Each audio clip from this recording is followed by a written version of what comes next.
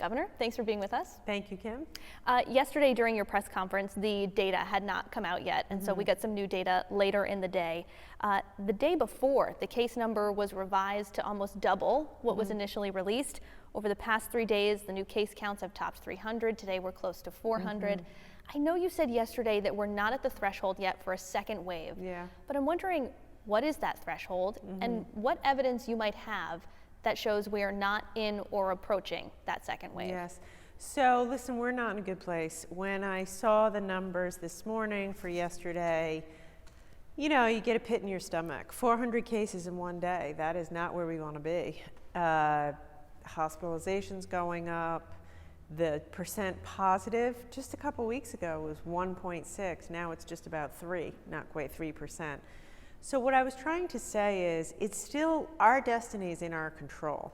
So you're absolutely right. It sure looks like we are beginning a second wave.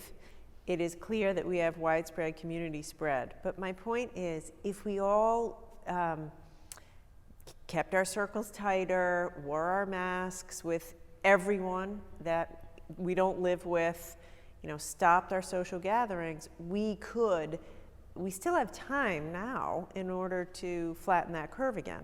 So I was trying to make the case to Rhode Island that it's on us. This is within our control. If we change our behavior enough, if we wear our masks all the time, we won't go flying up the curve. We will change the curve. But you are correct, we're headed up, and it looks like a second wave. Yeah, do you worry about, especially the next 2 weeks, we know the incubation period for this virus, even if people start changing their behavior now, the next 2 weeks we could keep going up that slope. Do you worry about that? Absolutely. Yeah, I'm worried about the holidays. It is Halloween, followed right away by Thanksgiving, followed right away by Christmas and year-end holidays, combined with folks being inside more. We're in for a rocky few months. And what I'm especially worried about is people are tired. You know, it's a fact of life. We're tired of living with the virus. We are tired of being told what to do, tired of being asked to stay home, except it's going to get really dangerous if we don't. And so what I'm like, we lead the nation in testing, we're leading the nation in contact tracing, leading the nation in so many things. Let's lead the nation in mask wearing.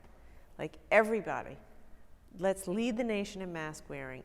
Basically, every time you don't have a mask on, ask yourself, why not? And there better be a good reason.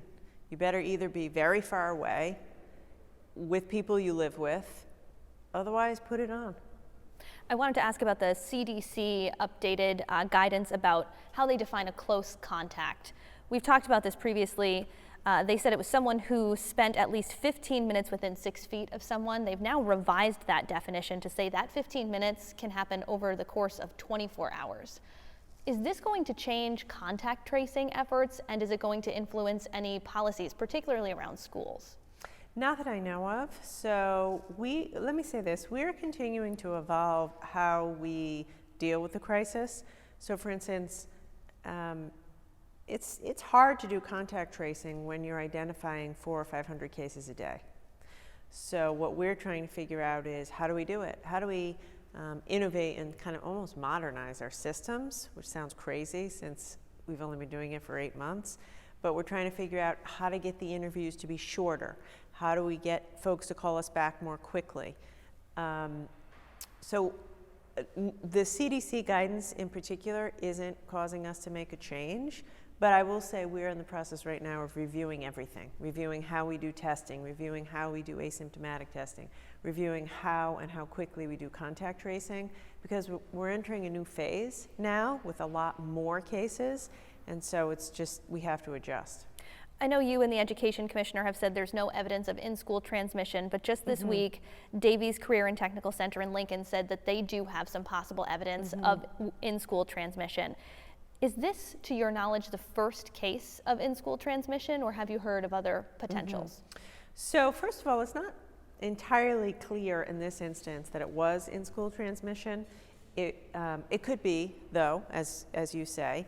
And it is the first instance like this that I know of in Rhode Island. Doesn't mean there aren't another, but yes, it's the first one that we know of. I will say that, I will say this, even just today, another report has been put out showing that throughout the world and throughout the United States, schools, having the kids in school is not really a vector of spread. And so I think that when you balance the known dangers and harms of having kids not in school, depression, hunger, isolation, falling behind, particularly kids who are, for whom English isn't their first language, who have special needs, are really falling behind.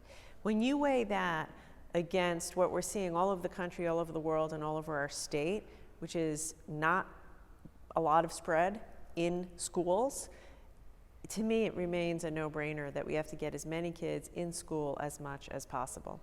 On the topic of jobs, yesterday you announced a new system that uses artificial intelligence to help match people with jobs. Can you explain how that works and how people can access it? Yeah. I cannot explain how the artificial intelligence works, but I can tell you why I like it and what it means to the average Rhode Islander. So if you're out of work right now because you lost your job due to COVID, go to backtoworkri.com, and we have a guy named Skipper, and it's like, you know, you type in, hi, I've tested it myself, hi, I want a job in healthcare. And he says, great, let me tell you about all the jobs available in Rhode Island now on healthcare. And then you can say, but I need job training because I don't know enough. And he says, great, let me help get you set up with job training. So the whole point of it is, we want to be there for the Rhode Islanders who are out of work. We have jobs available right now. If you're out of work, you might need some new training, you might need some new skills. Check it out. So this is like a way to match up the people who are out of work with the jobs that are available. I wanted to ask two quick questions to wrap up our interview. Have you begun your regular COVID-19 testing, and if so, how frequently? Yeah, I got tested last Friday. I'm negative. I'll get tested again tomorrow. So once a week for you? Yeah, once a week, a week, yeah. And the last time we spoke 2 weeks ago, you said that Rhode Island would likely remain in phase 3 until there was a vaccine. A lot of reaction to that. But I just wanted to clarify, because there are so many shades of gray with the vaccine. Are we talking about when one is approved, when one is widely available, when the majority of Rhode Islanders are vaccinated? Thank you so much for bringing this up. So let me say this. I would like to relax some of the regulations, particularly as it relates to commerce.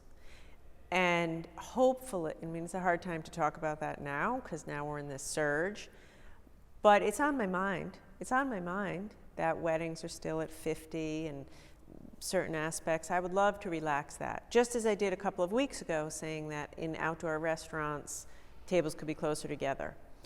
So I want people to know that, because we might not go into a full-blown phase 4 until we have a widely available vaccine. But that doesn't mean we won't continue to incrementally relax the restrictions. But when I think of a phase 4, I think of a widely available vaccine to allow us to reopen the convention center, fully reopen for conventions and large-scale events throughout Rhode Island.